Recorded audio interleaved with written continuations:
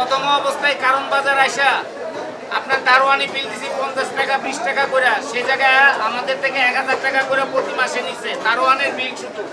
এই বাকবিতণ্ডা মাংসের দোকানি ও মার্কেট কর্মচারীর। পানি ও নিরাপত্তা রক্ষীর ফি বাবদ অতিরিক্ত টাকা দাবি করায় চটেছেন এই মাংস ব্যবসায়ী।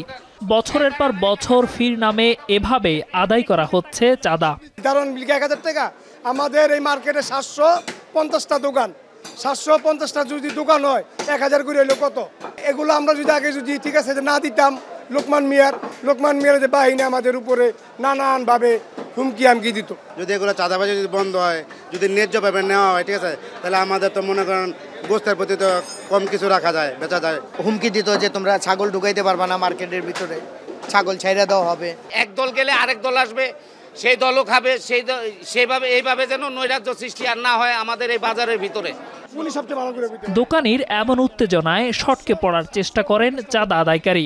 অপরাধ স্বীকার করে বললেন ভাড়ায় খাটছেন তিনি। আমি বেতনভোগী, আমার দায়িত্ব টাকা তোলার জন্য আমি টাকা তুলেছি। এই কারওয়ান বাজারের মুরগিপট্টি ঘুরেও মিলেছে একই অভিযোগ। দোকানিরা বলছেন পরিবর্তিত পরিস্থিতিতে চাঁদার হার আগের চেয়ে কিছুটা কমেছে, তবে পরিবর্তন হয়েছে চাঁদা আদায়কারীর। বিভিন্ন জনে নিত টাকা, পুলিশ প্রশাসনতে ধইরা সবাই টাকা নিত। আগে তো নিত আমলিগের লোকজন, নিত আমলিগের নেতা নিত। এদিকে সবজি সহ পাইকারি আড়তের দোকানীদের কাছ থেকেও চাঁদা আদায় অব্যাহত রয়েছে। ছাত্র জনতার আন্দোলনকালে কিছুদিন চাঁদা দিতে না হলেও এখন আবার সক্রিয় হয়ে উঠেছে চাঁদাবাজ চক্র। চাঁদা দেওয়া না হলে দেওয়া হচ্ছে হুমকি। রাজধানীর বাজারগুলোতে এখনও চাঁদাবাজদের দৌরাত্ম্য কমেনি।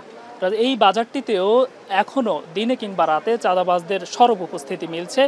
ব্যবসায়ীরা বলছেন তারা এতদিন অতিষ্ঠ থাকলেও মাত্র মুখ খুলতে শুরু করেছেন।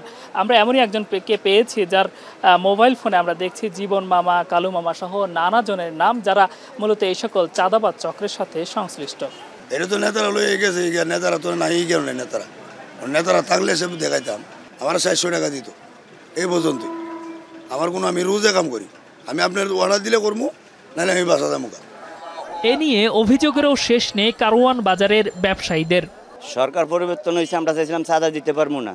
যে কদিন ছাত্র মাঠে আসলে এই কদিন চাঁদা দেয় না। ছাত্র উঠে যাওয়ার পরে আমলিকের বলাবেন সব পাইছে, অনাবার চাঁদা দাবি করেন। আমরা এই জিনিসটা কেমতে কম দামে বেচবো? আমাকে 1 পিস লাউ 2 টাকা 3 টাকা লাভ করলে লাভ হবে, আমাকে সংসার চলবে। আগে একটু বেশি আসলে আর চাঁদা কম নেই, হালকা 200, আগে নিচে 300।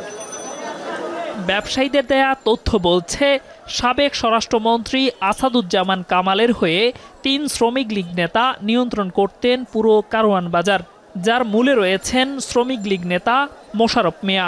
অন্যদিকে মুরগি ও মাংসের পট্টি নিয়ন্ত্রণে ছিল লোকমানের হাতে। পাইকারি আড়তসহ সবজি বাজার নিয়ন্ত্রণ করে কাশেম ওরফে হাতকাটা কাশেম। তারা গা ঢাকা দিলেও সক্রিয় অনুসারী ও লাইনম্যানরা।